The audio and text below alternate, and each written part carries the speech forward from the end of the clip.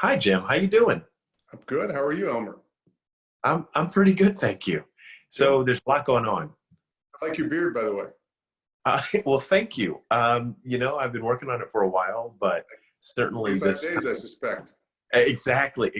What you missed was the hair I was growing, but it got too much, and Yeah, me midnight too. the other. Yeah. So that's a good excuse. I like it.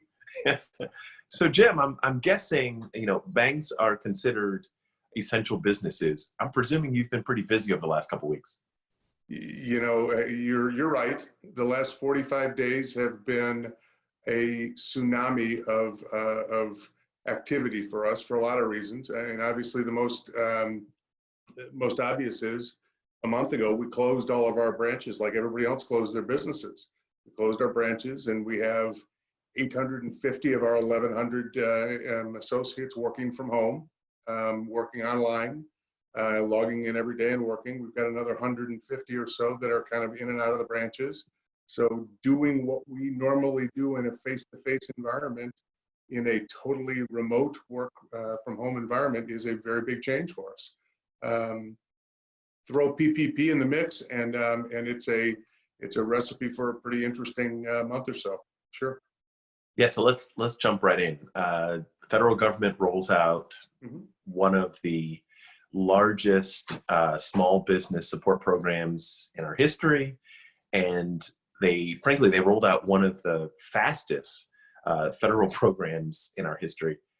What was it like on your end of things? Well, Elmer, we knew it was coming. I think we all knew it was coming. We had a little bit of warning. The interesting part of it was that we didn't know the terms of the process. We didn't know the details of it literally until the day that it opened up. I mean, and frankly, when we started taking applications, we still didn't even have a note, a physical specimen of a note that we knew what we were going to use to fund. So it was I don't blame the government for it. I mean, at the end of the day, everybody was figuring this out as we went along, and we all really had to adapt to a very quickly changing environment. We were having meetings every morning, first thing in the morning, to say what changed since last night. What changed? What do we now need to do? Where do we pivot? We started with PPP with 10 people, and we contracted with somebody to put an automated system in for us almost a week ahead of the opening of this. And by the time the funding closed, that automated system had not been was not able to be put in place. What we also did, we made a commitment to run a manual process until such time as the automated process took hold. We're very fortunate we did that. By the time we were done, we started with 10 people in a manual process. By the time we were done, we had over 100 people in our company working, many of them working 16-hour days. We processed over 1,800. By now, it's almost 1,800 applications for just under $600 million.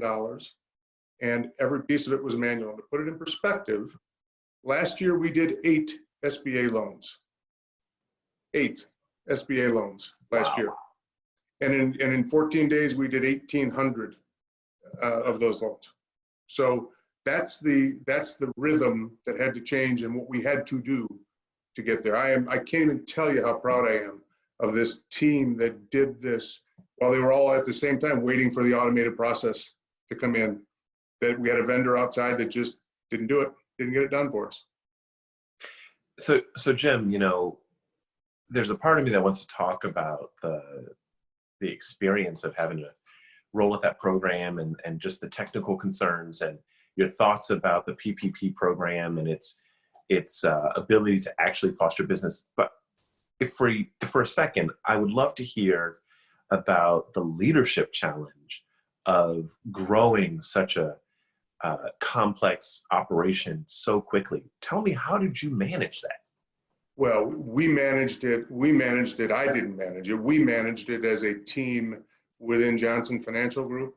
We had 3 or 4 people that were absolutely aces on this. Dan Defnett, who was the president of our bank, was on it. Scott Kelly, who's our chief credit officer, folks within our operations group. I mean, pulling together the right people, our technology folks, all of our IT folks. I mentioned we had over 100 people that were in this process. I'm going to tell you that probably 80% of them had never done anything like this, and this wasn't in their job description. They happened to be people that we tapped and said, we need all hands on deck. Can you figure out how to now learn how to take an application for this and learn how to get this thing put into the system? We trained people from nothing to do this because that's just what we had to do. That's why I look at it and say, you know, you talk about stepping up. The leaders in our place that had to come together, pull it all together and get people to step up and do it was just phenomenal. You know, it's typical management best practice to make sure you celebrate the wins, right? Acknowledge the great job. We don't have time for that. We're about to roll into hopefully a second wave of PPP funding. So how did you find any gap in the work to celebrate the win, to acknowledge your people? What are you doing?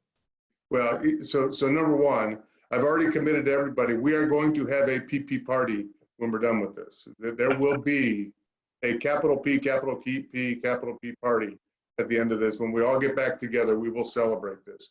In the meantime, the best we could do and what we do, it's a little bit like what we're all doing right now. It's communication.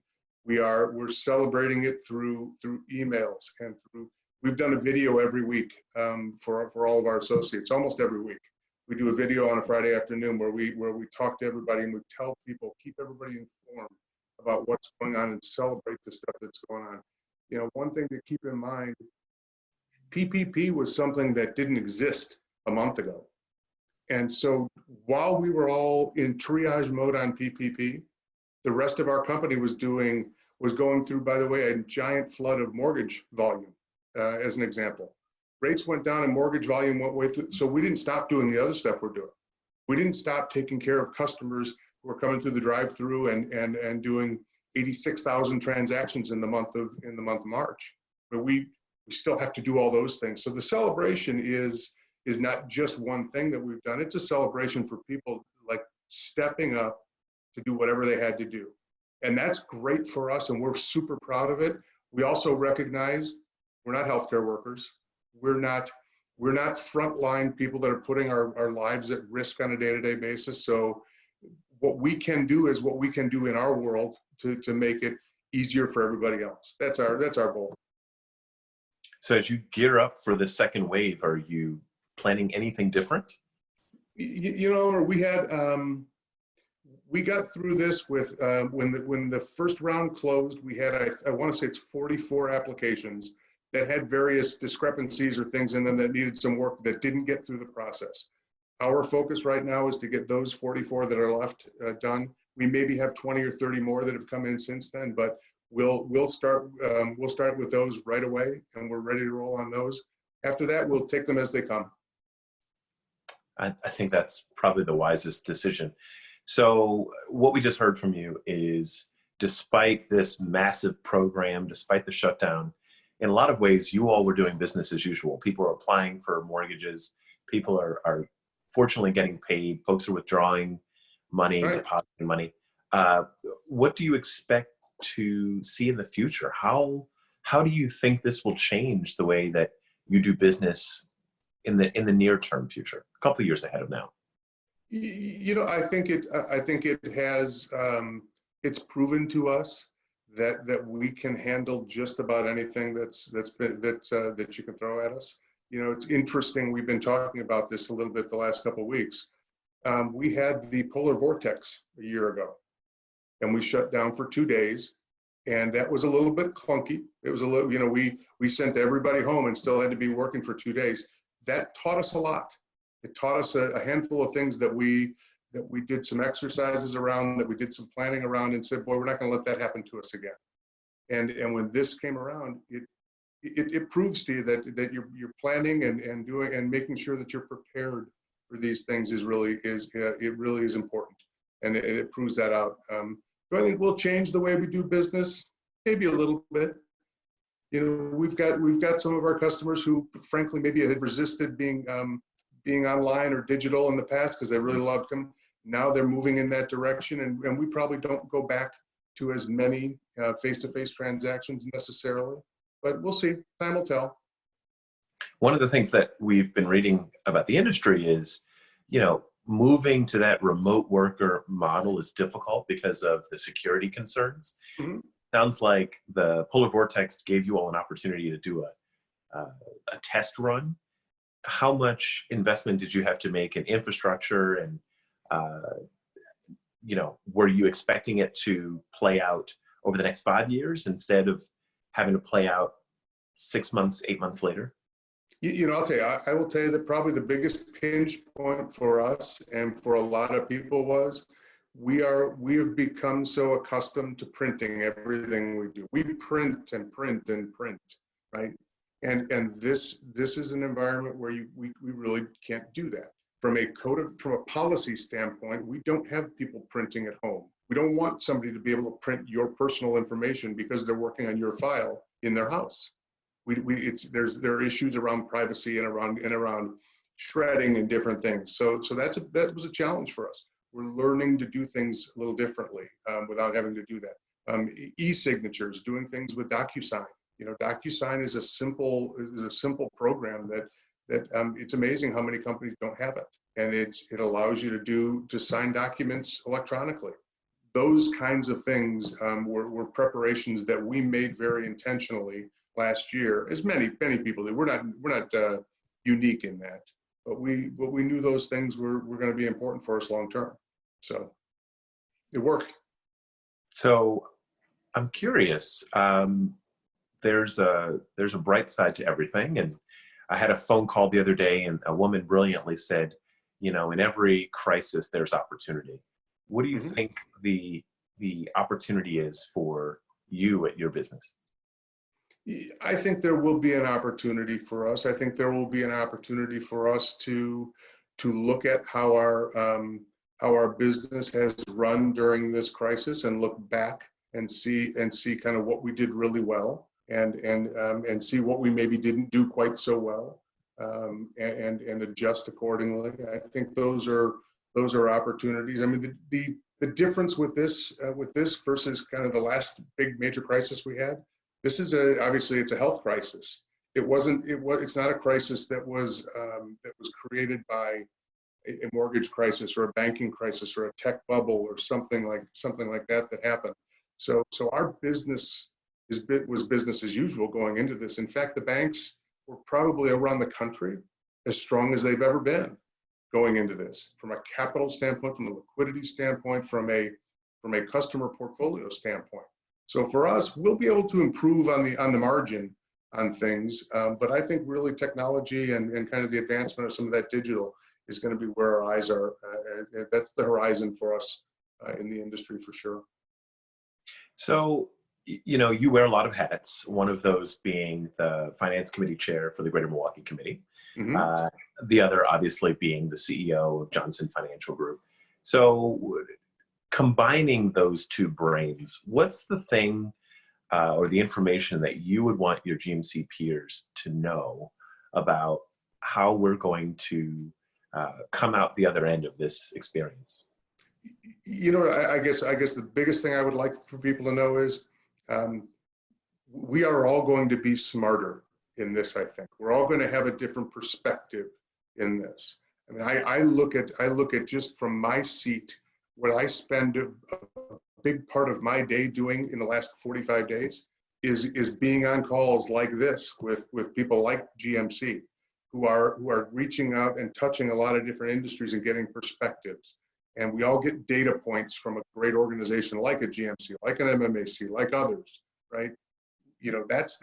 That's what I hope we'll all do. I hope we'll all understand that we're all going to get a little bit smarter from this, and we're all going to get a little bit of a different view of the world from this.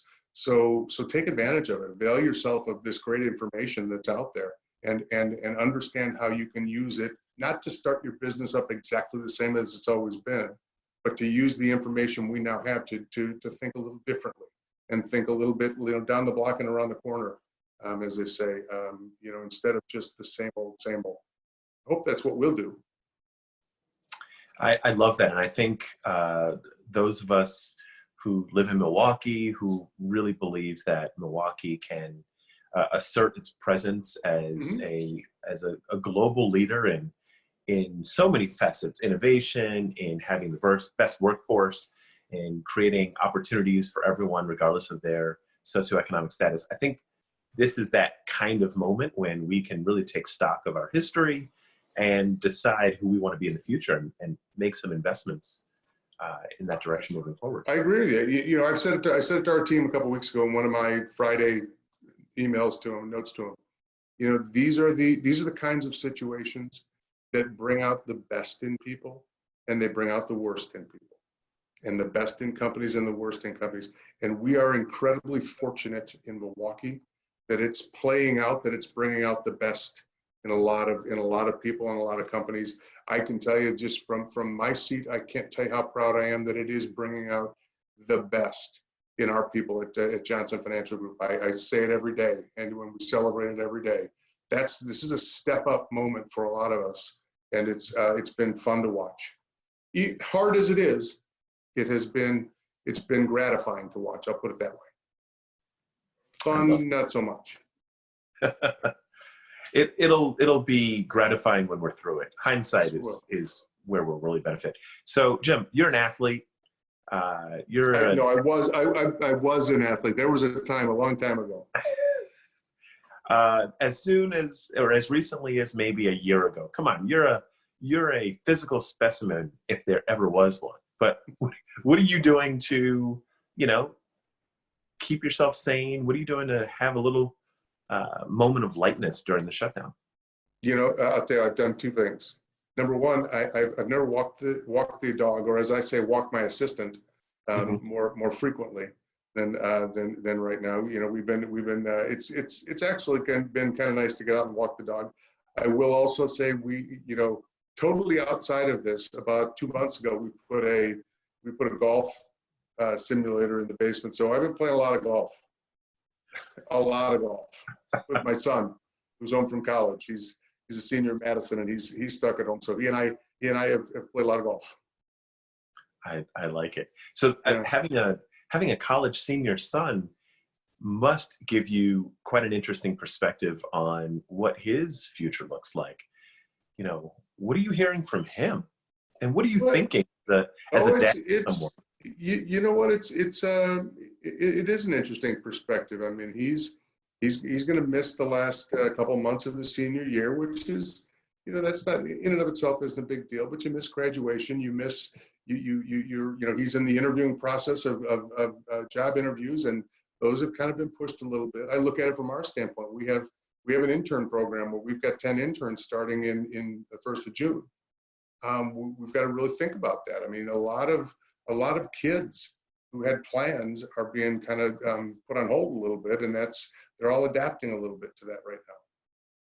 So that's the only way we're going to survive this. So I was talking recently to Ted Kellner, and if we know nothing about Ted, we know that he loves music and that he's a huge supporter of the arts. So I asked him to give us a few recommendations, and he did so. So I'm going to ask you the same thing. What should we be listening to? I'll expand it to what would you like us to read? What would you like us to watch on Netflix? I would tell you we're my son Jack has the as he calls it, the aux cord, right? From back in the day. He's in charge of the music at our house. So he's got a whole lot of everything on there right now. He's got a little bit of country, he's got a little bit of this, a little bit of that. So he's got a little bit of everything. We're also, we've got our kind of once a night, we pick up Netflix or other things. So you got to watch Ozark. Ozark is, there's a bunch of them, as you know. Plenty. That's the second recommendation for Ozark I've heard this week. I love it. Yeah, well, and from a reading standpoint, I just recycle all my wife's book club books. Whenever she's done with a book club book, I read it. So I'm waiting for her to finish up her latest book. What was the one I just finished? I just finished American Dirt. You know, which was fascinating. It was interesting, quick read, and so when we're not reading business stuff, you got to read a little bit of other stuff too. So I couldn't agree more. yeah. So I'm just gonna create an offer out there. I mean, I would love to see video of you doing a two-step to country music. That would be, you would be the first one ever to see that, because it would be the first time it ever happened. No, that is dancing is probably not in my future. All right, we'll revisit that when we can all get back together. Yeah, that's right. So Jim, as we wrap up this conversation, I'll just love to give you a moment to just share a moment of optimism, share a moment of inspiration with your GMC peers. What would you like to share with them? You know what? I would just tell everybody to hang in there, right? We are. I think we really are stronger than we think we are at times. I think there's what I hear so much from our customers and from our probably the most gratifying thing I hear back from our associates at Johnson Financial Group is how optimistic they are about us getting back, and how happy they are to be working and to be doing the things that they're able to do. Well, we'll get back. Milwaukee is a super strong city, and we've got a great infrastructure and people that really care. So I can't wait to get back and see everybody in person. But hang in there, everybody. We'll get there. Jim Popp, thanks so much for spending part of your afternoon with me. I look forward to seeing you face to face as soon as we can. You bet. Keep that beard going. That's a promise. All right. See ya. Bye-bye. Bye.